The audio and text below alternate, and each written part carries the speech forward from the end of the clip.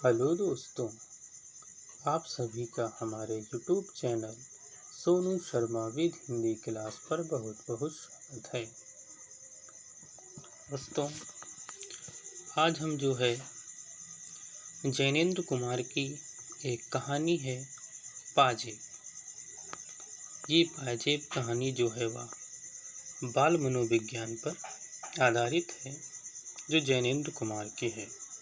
और यह कहानी जो है 1942 ईस्वी में लिखी गई थी। वैसे जैनेंद्र की सबसे पहली कहानी जो है वह खेल है, जो 1928 ईस्वी में प्रकाशित हुई थी। आज हम लोग जैनेंद्र कहानी को अध्ययन करेंगे, जो हमारे बीए के पाठ्यक्रम के सिलेबस में है। और यह बहुत ही रोचक कहानी है, जिसमें बाल स्वभाव या बाल मनोविज्ञान की दृष्टि से बड़ी महत्वपूर्ण कहानी है। पाजेब। कहानी का नाम है पाजेब।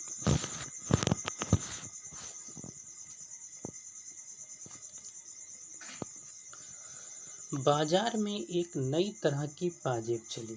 कहानी का प्रारंभ होता है कि बाजार में एक नई तरह की पाजेब चली।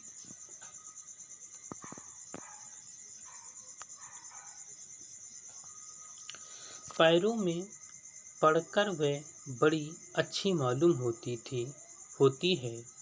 उनकी कड़ियाँ आपस में लचक के साथ जुड़ी रहती हैं और पाजेब का मानो निज का आकार कुछ नहीं है।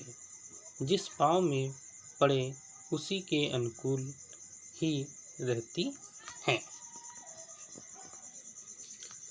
पड़ोस में पास पड़ोस में तो सब नन्ही बड़ी के पैरों में आप वही पाजेब देख लीजिए। एक ने पहनी की, फिर दूसरी ने भी पहनी।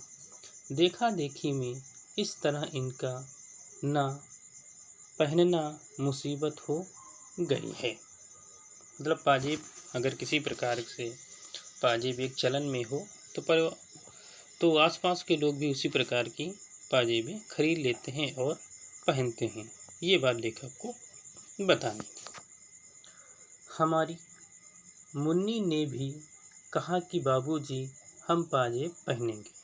एक मुन्नी जो पात्र है, वह अपने पिता से कहती है कि मैं भी इस तरह की पाजेब पहनूंगी। बोलिए भला, कठिनाई से 4 बरस की उम्र और पाजेब।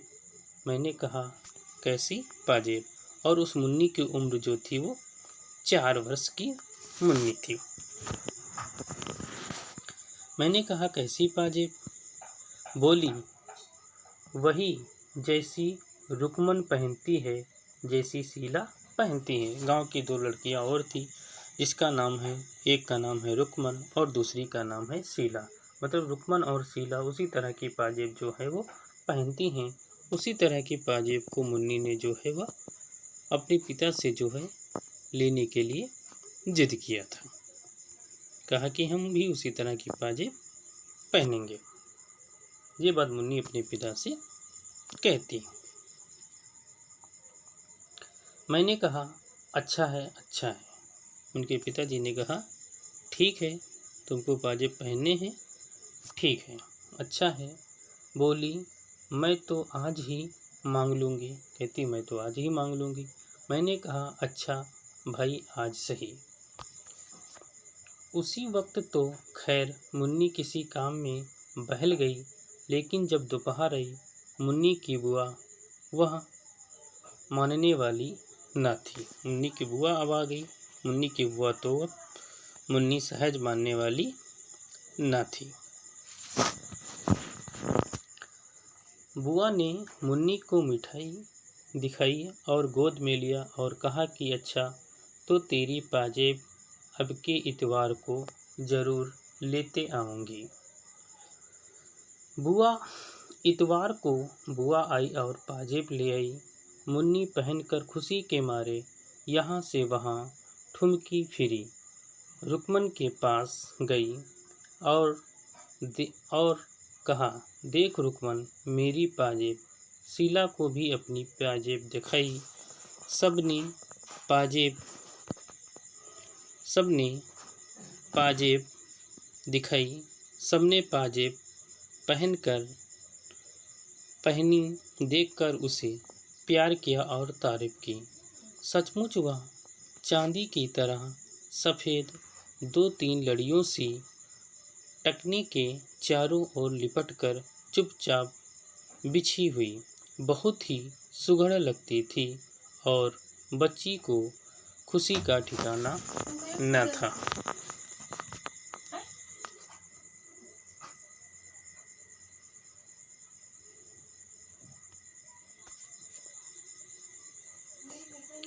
पाजेब को पहनकर मुन्नी बड़ी खुशी हुई, उसकी खुशी का ठिकाना न था। और हमारे महाशय आशुतोष जो मुन्नी के बड़े भाई थे, पहले तो मुन्नी को सजी बजी देखकर बड़े खुश हुए। वह हाथ पकड़कर अपनी बढ़िया मुन्नी की पाजेब सहित दिखाने के लिए आसपास ले गए। मुन्नी का पंजाब का गौरव उन्हें अपने भी मालूम होता था। वह खूब हंसे और तालियां पीटी, लेकिन थोड़ी देर बाद वह ठुमकने लगी कि मुन्नी को पाजेब दी सो हम भी बाइसिकल लेंगे। और मुन्नी का भाई था आशुतोष, वह भी जो है वह ठुमकने लगा, वह भी हट करने लगा कि अब मुन्नी को पाजेब दी गई है तो हमको साइकिल लाई जाए, बाइसिकल लेंगे। बुआ ने कहा, अच्छा बेटा, अब के जन्मदिन में तुझे बाइसिकल दिलवाएंगे।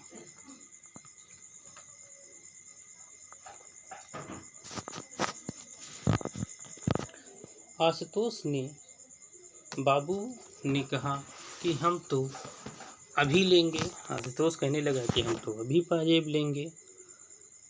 बुआ ने कहा, छी छी, तू कोई लड़की है? जिद तो लड़कियों किया करती हैं और लड़कियां रोती हैं, कहीं बाबू साहब लोग रोते हैं। आशुतोष बाबू ने कहा कि तो हम बाइसिकल जरूर लेंगे जन्मदिन वाले रोज। बुआ ने कहा कि हाँ, यह बात पक्की रही, जन्मदिन पर तुमको बाइसिकल मिलेगी।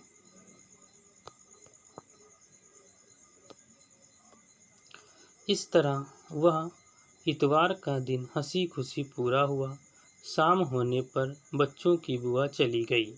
पाजेब का शौक घड़ी भर का था, वह भी उतर कर रख दी गई, जिससे कहाँ खो ना जाए। पाजेब वह बारीक और सबुक काम की थी और खास दाम लग गए थे। श्रीमती जी ने हमसे कहा, क्यों जी, अच्छी तो लगती तो अच्छी है, मैं भी अपने लिए बनवा लूं? मैंने कहा कि क्यों ना बनवाओ, तुम कौन 4 बरस की नहीं हो। खैर यह हुआ, पर मैं रात को अपनी मेज पर था कि श्रीमती ने आकर कहा कि तुमने पाजेब तो नहीं ली। मैंने आश्चर्य से कहा कि क्या मतलब?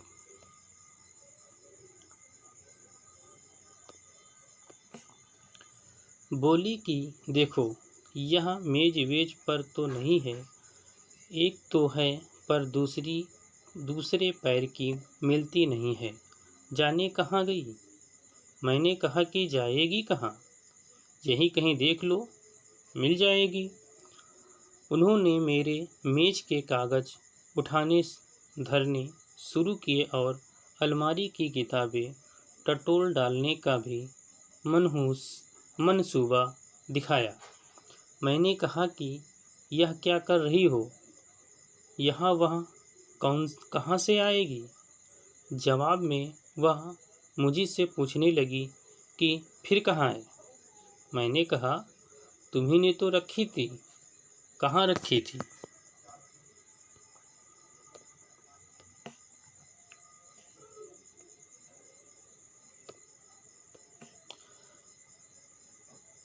बतलाने लगी कि दोपहर के बाद कोई 2 बजे उतार कर दोनों को अच्छी तरह संभाल कर उस नीचे वाले बॉक्स में रख दी थी। अब देखा तो एक है, दूसरी गायब है। मैंने कहा कि तो चलकर वह इस कमरे में कैसे आ जाएगी? भूल हो गई होगी, एक रखी होगी, एक वहीं कहीं फर्श पर छूट गई होगी। देखो, मिल जाएगी। कहीं जा नहीं सकती। इस पर श्रीमती कहा सुनी करने लगी कि तुम तो ऐसे ही हो, खुद लापरवाह हो, दोष उल्टे मुझे देते हो। कह तो रही हूँ कि मैंने दोनों संभाल कर रखी थी।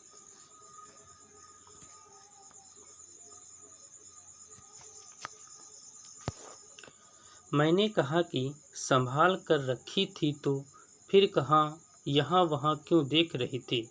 जहाँ रखी थी वहीं से ले लो ना।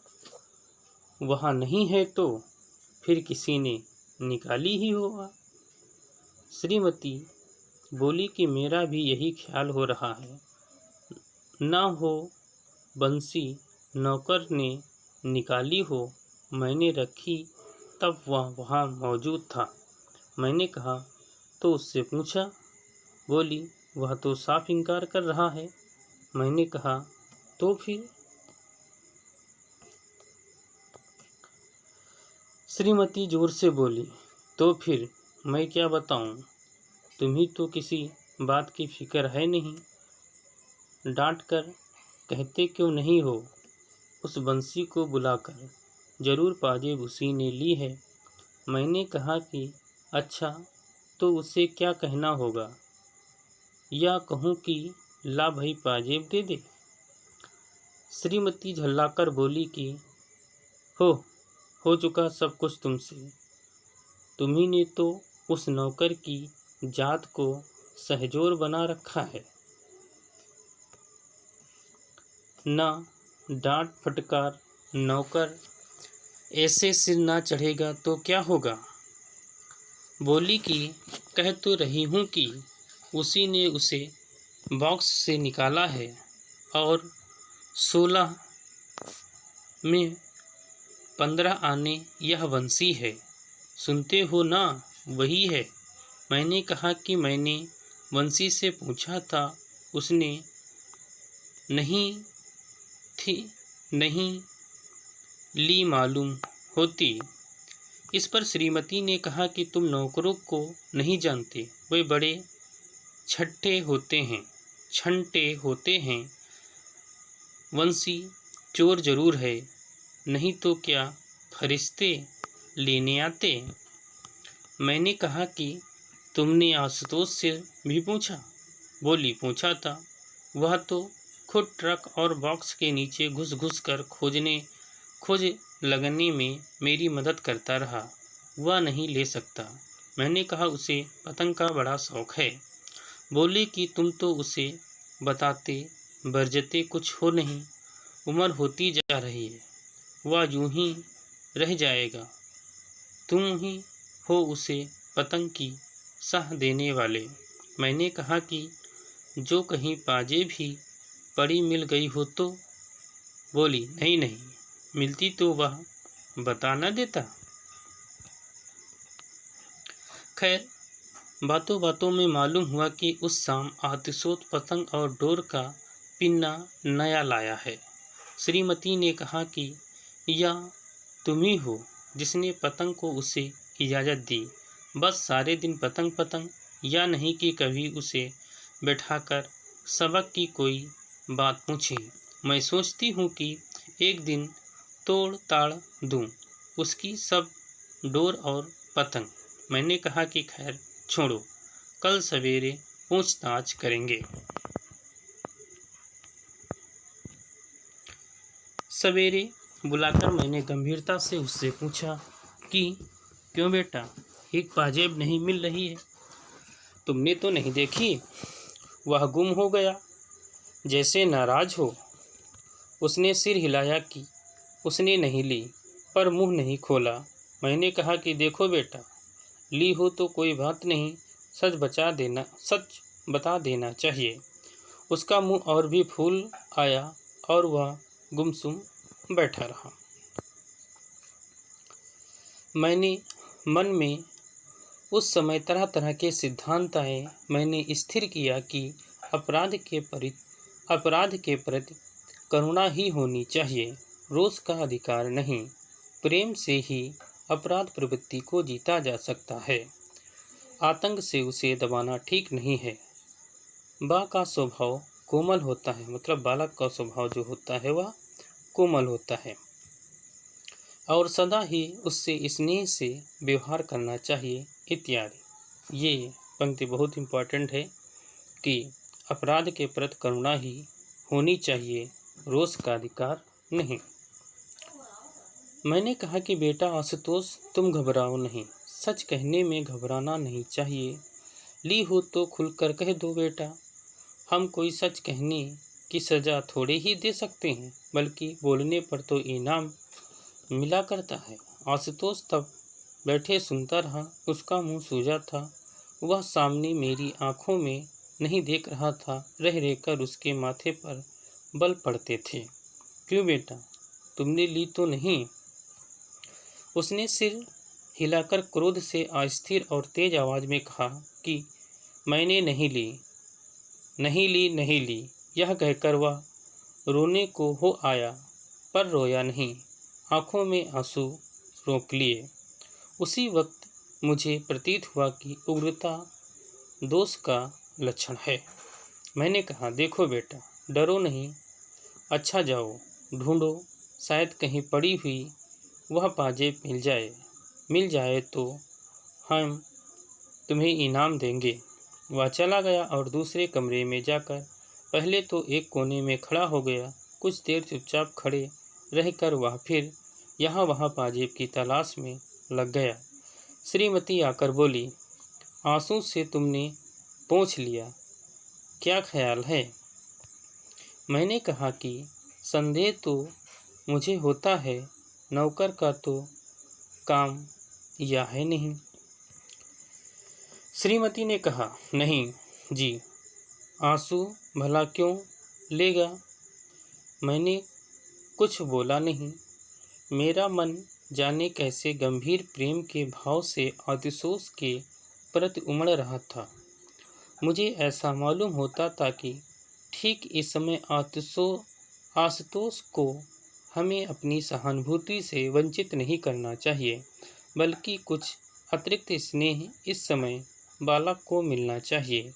मुझे यह एक भारी दुर्घटना मालूम होता था कि अगर आशुतोष ने चोरी की है तो उसका इतना दोष नहीं है, बल्कि यह हमारे ऊपर बड़ा भारी इल्ज़ाम है। बच्चे में चोरी की आदत भयावह हो सकती है, लेकिन बच्चे के लिए वैसी लाचारी उपस्थित हो आई, यह और भी कहीं भयावह है। यह हमारी आलोचना है, हम उस चोरी से बरी नहीं हो सकते। ये जितना भी पैराग्राफ है, पैराग्राफ बड़ा ही महत्वपूर्ण पैराग्राफ है। इससे ये पंक्तियाँ पूछी जा सकती हैं। ये पूरा पैराग्राफ जो है बड़ा ही महत्वपूर्ण है, इसको नोट करते रहिए, जरूर इसको दोहरा लीजिए। मैंने बुलाकर कहा, अच्छा सुनो, देखो मेरी तरफ देखो, यह बताओ कि पाजेब तुमने छुन्नू को दी है ना? वह कुछ देर कुछ नहीं बोला। उसके चेहरे पर रंग आया और गया।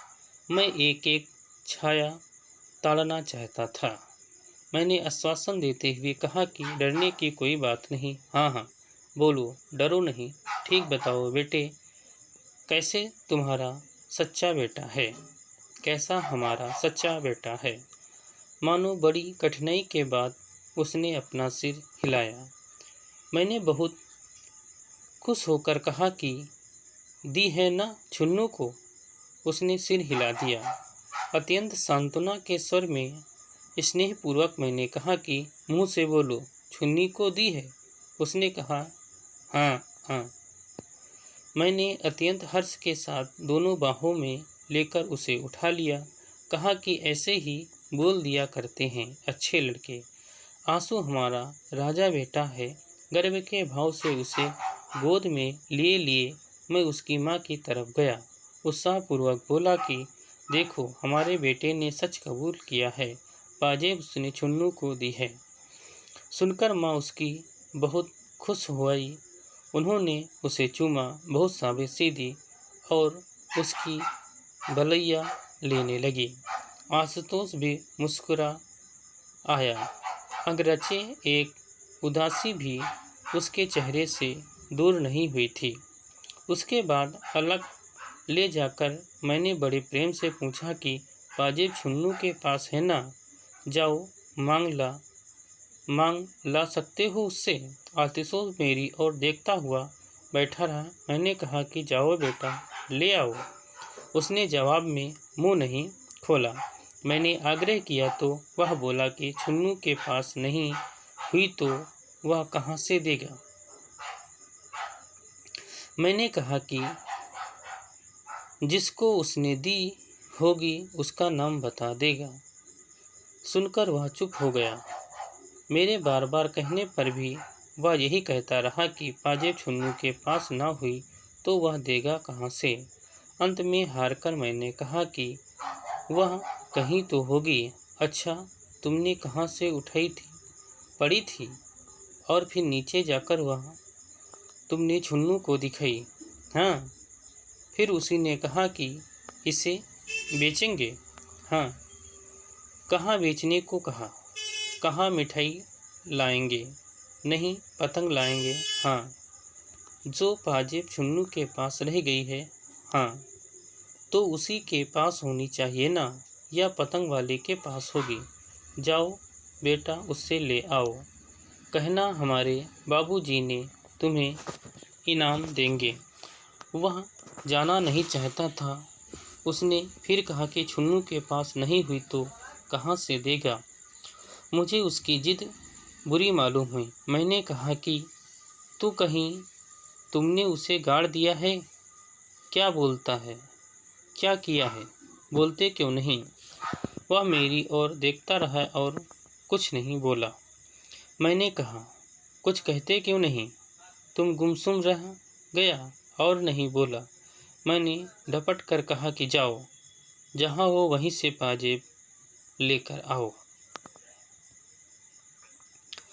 जब वह अपनी जगह से नहीं उठा और नहीं गया तो मैंने उसे कान पकड़कर उठाया। कहा कि सुनते हो, जाओ पाजेब लेकर आओ, नहीं तो घर में तुम्हारा काम नहीं है।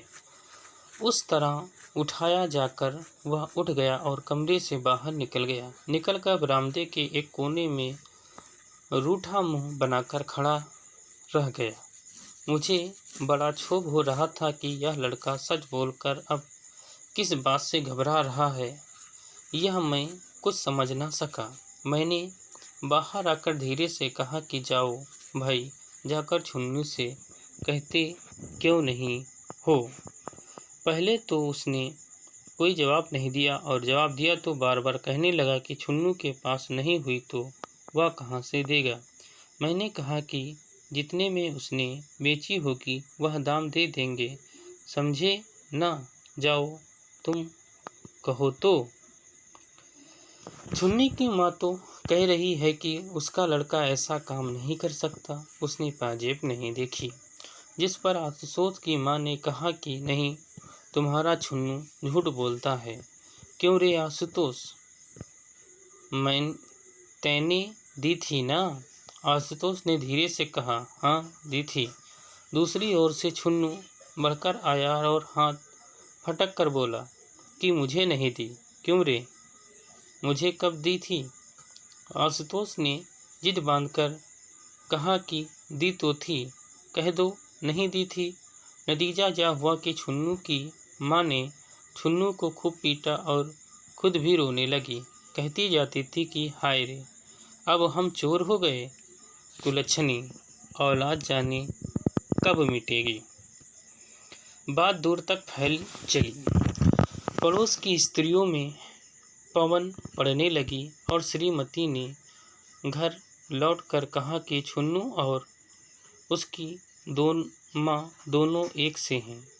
मैंने दोनों की तुमने तेजी क्यों कर डाली?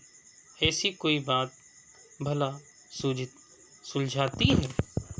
बोली कि हाँ, मैं तेज बोलती हूँ।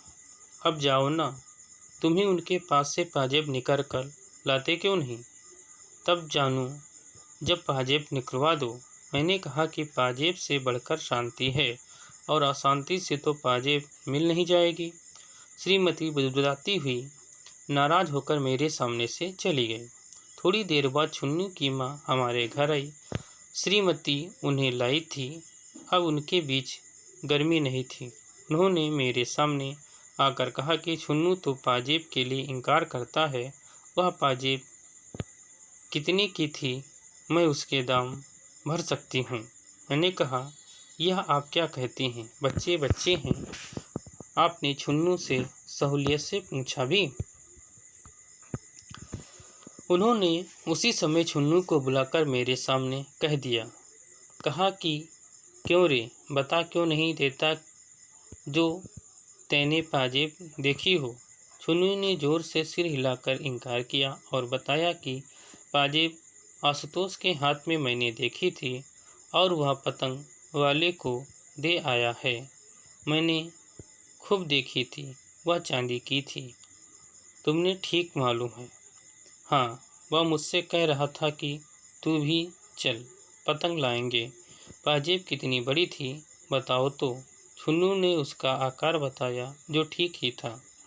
मैंने उसकी माँ की तरफ देखकर कहा, देखिए ना, पहले यही कहता था कि मैंने पाजेब देखी तक नहीं, अब कहता है कि देखी है। माँ ने मेरे सामने छुन्नू को खींचकर तभी धाम धाम पीटना शुरू कर दिया।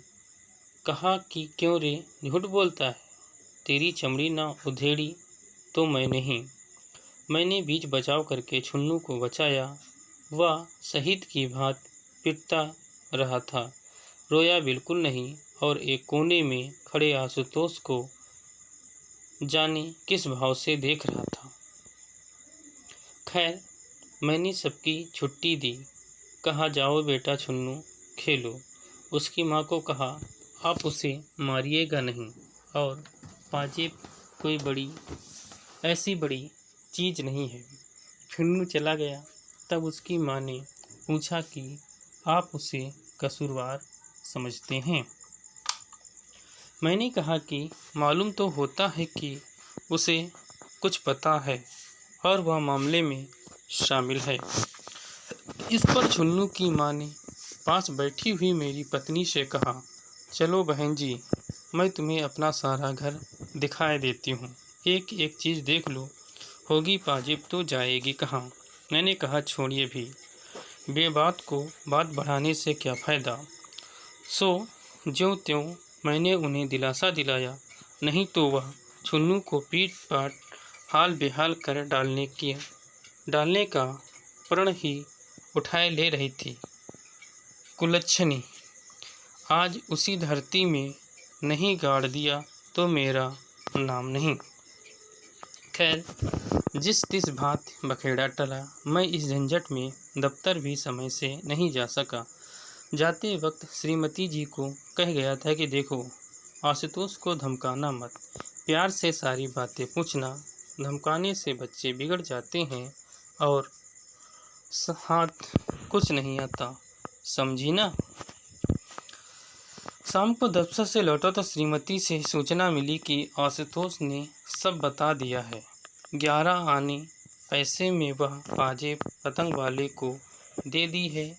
पैसे उसने थोड़े थोड़े करके देने को कहा है। 5 आने जो दिए वह छुन्नू के पास हैं। इस तरह रत्ती रत्ती बात उसने कह दी है। कहने लगी कि मैंने बड़े प्यार से पूछ पूछ कर यह सब उसके पेट में से निकाला है। 2-3 घंटे में मगज मारती रही। हाय राम, बच्चे का भी क्या जी होता है। मैं सुनकर खुश हुआ। मैंने कहा कि चलो अच्छा है, अब 5 आने भेजकर पाजेब मंगवा लेंगे। लेकिन यह पतंग वाला भी कितना बदमाश है, बच्चों के हाथ से ऐसी चीज़ें लेता है, उसे पुलिस में दे देना चाहिए, उचक्का कहीं का। फिर मैंने पूछा कि आशुतोष कहाँ है? उन्होंने बताया कि बाहर ही कहीं खेल खेल रहा होगा। मैंने कहा कि बंसी जाकर उसे बुला ले आओ। बंसी गया और उसने आकर कहा कि वो अभी आते हैं। क्या कर रहा है? छुन्नू के पास गिल्ली डंडा खेल रहा है। थोड़ी देर में आशुतोष आया, तब मैंने उसे गोद में लेकर प्यार किया। आते आते उसका चेहरा उदास हो गया और गोद में लेने पर भी वह कोई विशेष प्रसन्न नहीं मालूम नहीं हुआ। उसकी माँ ने खुश होकर कहा कि आशुतोष ने सब बातें अपने आप पूरी बता दी है। हमारा आशुतोष बड़ा सच्चा लड़का है। आशुतोष मेरी गोद में टिका रहा, लेकिन अपनी बड़े सुनकर भी उसको कोई हर्ष नहीं हुआ। ऐसा प्रतीत होता था कि मानो कि मैंने कहा कि आओ चलें। अब क्या बात है? क्यों हजरत, तुमको 5 ही आने तो मिले हैं ना? हमसे 5 आने मांग लेती तो क्या हम न देते? सुनो, अब से ऐसा मत करना बेटे। कमरे जाकर मैंने उससे फिर पूछताछ की। क्यों बेटा, पतंग वाले ने 5 आने तुम्हें दिए ना? हाँ। और वह छुन्नू के पास है ना? हाँ। अभी तो उसके पास होंगे ना? नहीं, खर्च कर दिए। नहीं, नहीं खर्च किए। हाँ, खर्च किए कि नहीं खर्च किए? उस ओर से प्रश्न करने वह मेरी ओर देखता रहा, उत्तर नहीं दिया। बताओ, खर्च कर दिए कि अभी नहीं? जवाब में उसने एक बार हाँ कहा तो दूसरी बात नहीं कहा। मैंने कहा, तो यह क्यों नहीं कहते कि तुम्हें नहीं मालूम है? हाँ बेटा, मालूम है ना? हाँ। पतंग वाले से पैसे छुन्नू ने लिए हैं ना? हाँ। तुमने क्यों नहीं लिए? वह चुप। इकन्या कितनी थी? बोलो। 2। बाकी पैसे थे? हाँ। दुवन्नी थी? हाँ। मुझे क्रोध आने लगा, झपट कर कहा कि सच क्यों नहीं बोलते जी? सच बताओ, कितनी इकन्या थी और कितना क्या था? वह गुमसुम खड़ा रहा, कुछ नहीं बोला। बोलते क्यों नहीं? वह नहीं बोला। सुनते हो? बोला नहीं तो? आशुतोष डर गया और कुछ नहीं बोला। सुनते नहीं मैं क्या कह रही हूँ? इस बार भी वह नहीं बोला तो मैंने कान पकड़कर उसके कान खींच लिए। वह बिना आंसू लाए गुमसुम खड़ा रहा। अब भी नहीं बोलोगे? वह डर के मारे पीला हो गया, लेकिन बोल नहीं सका। मैंने जोर से बुलाया, बंसी यहाँ आओ, इनको ले जाकर कोठरी में बंद कर दो। बंसी नौकर उसे उठाकर ले गया और कोठरी में मूंद दिया। 10 मिनट बाद फिर उसको पास बुलाया। उसका मुंह सूजा हुआ था, बिना कुछ बोले उसके ओंठ हिल रहे थे। कोठरी में बंद होकर भी वह रोया नहीं। मैंने कहा, क्यों रे? अब तो अकल आई। वह सुनता रहा, गुमसुम खड़ा रहा। पतंग? अच्छा, पतंग वाला कौन सा है? दाईं तरफ का चौराहे वाला? उसने कुछ ओठों में ही बड़बड़ा दिया, जिसे मैं कुछ समझ न सका। वह चौराहे वाला? बोलो। हाँ। देखो, अपने चाचा के साथ चले जाओ, बता देना कि कौन सा है, फिर उसे स्वयं भुगतान लेंगे, समझते हो ना? यह कहकर मैंने अपने भाई को बुलवाया, सब बात समझाकर कहा, देखो 5 आने के पैसे ले जाओ, पहले तुम दूर रहना, आशुतोष पैसे ले जाकर उसे देगा और अपनी पाजेब मांगेगा। अव्वल तो यह पाजेब लौटा ही देगा, नहीं तो उसे डांटना और कहना कि तुझे पुलिस के सुपुर्द कर दूंगा। बच्चों से माल ठगता है, समझे, नरमी की ज़रूरत नहीं है। और आफसोस, अब जाओ, अपने चाचा के साथ जाओ। वह अपनी जगह पर खड़ा था, सुनकर भी टस से मस होता दिखाई नहीं दिया। नहीं जाओगे? उसने सिर हिला दिया कि नहीं जाऊंगा। मैंने तब उसे समझाकर कहा कि भैया, घर की चीज़ है, दाम लगे हैं, भला 5 आने में रुपए का माल किसी के हाथ खो दोगे?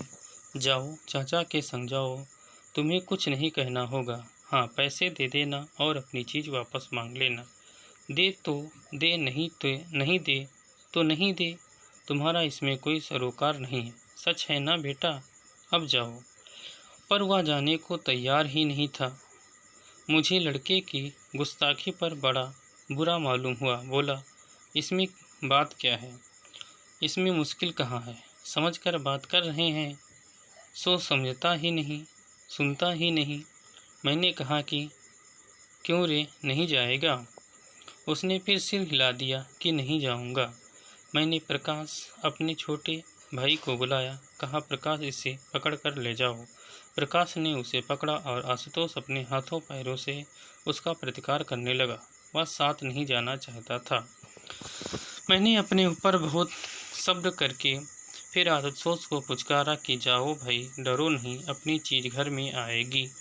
इतनी सी बात समझते नहीं। प्रकाश, उसे गोद में उठाकर ले जाओ और जो चीज़ मांगे उसे बाजार में दिला देना। जाओ भाई आशुतोष। पर उसका मुंह फूला हुआ था। जैसे तैसे बहुत समझाने पर वह प्रकाश के साथ चला। ऐसे चला मानो पैर उठाना उसे भारी हो रहा हो। 8 बरस का यह लड़का होने को आया, फिर भी देखो ना, किसी भी बात की इसमें समझ नहीं है। मुझे जो गुस्सा आया कि क्या बताऊं, लेकिन यह याद करके कि गुस्से से बच्चे संभलने की जगह बिगड़ते हैं, मैं अपने को दबाता चला गया। खैर, वह गया तो मैंने चैन की सांस ली। लेकिन देखता क्या हूँ कि कुछ देर में प्रकाश लौट आया। मैंने पूछा, क्यों? बोला कि आशुतोष भाग आया है। मैंने कहा कि अब वह कहाँ है? वह रूठा खड़ा है, घर में नहीं आता। जाओ, पकड़ कर तो लाओ। वह पकड़ा हुआ आया। मैंने कहा, क्यों रे, तू शरारत से बाज नहीं आएगा? बोल जाएगा कि नहीं? वह नहीं बोला तो मैंने कसकर उसके 2 चांटे दिए। थप्पड़ लगाते ही वह एकदम चीखा, पर फौरन चुप हो गया। वह वैसे ही मेरे सामने खड़ा रहा। मैंने उसे देखकर मारे गुस्से से कहा कि ले जाओ इसे मेरे सामने से, जाकर कोठरी में बंद कर दो, दुष्ट। इस बार वह आध 1 घंटे बंद रहा। मुझे ख्याल आया कि मैं ठीक नहीं कर रहा हूँ, लेकिन जैसे कोई दूसरा रास्ता न दिखता था। मार पीट कर मन को ठिकाना देने की आदत पड़ गई थी और कुछ अभ्यास न था। खैर, मैंने इस बीच प्रकाश को कहा कि तुम दोनों पतंग वाले के पास जाओ, मालूम करना कि किसने पाजेब ली है। होशियारी से मालूम करना, मालूम होने पर सख्ती करना, मुरव्वत की ज़रूरत नहीं। समझे। प्रकाश गया और लौटने पर बताया कि उसके पास पाजेब नहीं है। सुनकर मैं झल्ला आया। कहा कि मुझसे कुछ काम नहीं हो सकता, जरा सी बात नहीं हुई, मुझसे क्या उम्मीद रखी जाए। वह अपनी सफाई देने लगा। मैंने कहा, बस तुम जाओ। प्रकाश मेरा बहुत लिहाज मानता था। वह मुंह डालकर चला गया। कोठरी खुलवाने पर आशुतोष को फर्श पर सोता पाया। उसके चेहरे पर अब भी आंसू नहीं थे। सच पूछा तो मुझे इस समय बालक पर करुणा हुई, लेकिन आदमी में एक ही साथ जाने क्या क्या विरोधी भाव उठते हैं। मैंने उसे जगाया। वह हड़बड़ाकर उठा। मैंने कहा, क्यों, क्या हालत है? थोड़ी देर तक वह समझा ही नहीं। फिर शायद पिछला सिलसिला याद आया। जैसे उसके चेहरे पर वही जिद, अकड़ और प्रतिरोध के भाव दिखाई देने लगे। मैंने कहा कि या तो राजी राजी चले जाओ, नहीं तो इस कोठरी में फिर बंद किए देते हैं। आशुतोष पर इसका विशेष प्रभाव पड़ा हो ऐसा मालूम नहीं हुआ। खैर उसे पकड़ कर लाया और समझाने लगा। मैंने निकलकर उसे 1 रुपया दिया और कहा, बेटा इसे पतंग वाले को दे देना और पाजेब मांग लेना, कोई घबराने की बात नहीं, तुम समझदार लड़के हो। उसने कहा कि जो पाजेब उसके पास नहीं हुई तो वह कहाँ से देगा। इसका क्या मतलब? तुमने कहा ना कि 5 आने में पाजेब दी है, ना हो तो छुन्नू को भी साथ ले लेना, समझे। वह चुप हो गया। आखिर समझाने पर जाने को तैयार हुआ। मैंने प्रेम पूर्वक उसे प्रकाश के साथ जाने को कहा। उसका मुंह भारी देखकर डांटने वाला ही था कि इतने में सामने उसकी बुआ दिखाई दी। बुआ ने आशुतोष के सिर पर हाथ रखकर पूछा कि कहाँ जा रहे हो? मैं तो तुम्हारे लिए केले और मिठाई लाई हूँ। आशुतोष का चेहरा रूठा ही रहा। मैंने बुआ से कहा कि उसे रोको मत, जाने दो। आशुतोष रुकने को उद्यत था। वह चलने में आनाकानी दिखाने लगा। बुआ ने पूछा, क्या बात है? मैंने कहा, कोई बात नहीं, जाने दो ना उसे। पर आशुतोष मचलने पर आ गया था। मैंने डांटकर कहा, प्रकाश इसे ले क्यों नहीं जाते हो? बुआ ने कहा कि बात क्या है? क्या बात है? मैंने पुकारा, वंशी तू भी साथ जा, बीच से लौटने न पाए। सो मेरे आदेश पर दोनों आशुतोष को जबरदस्ती उठाकर सामने से ले गए। मैं कहा, क्यों उसे सता रहे हो? मैंने कहा कि कुछ नहीं, जरा यूं ही। फिर मैंने उसके साथ इधर उधर की बातें ले बैठा। राजनीति राष्ट्र की नहीं होती, मोहल्ले में भी राजनीति होती है। यह भार स्त्रियों पर टिकता है। कहाँ क्या हुआ, क्या होना चाहिए इत्यादि चर्चा स्त्रियों को लेकर रंग फैलाती हैं। इसी प्रकार कुछ बातें हुई। फिर छोटा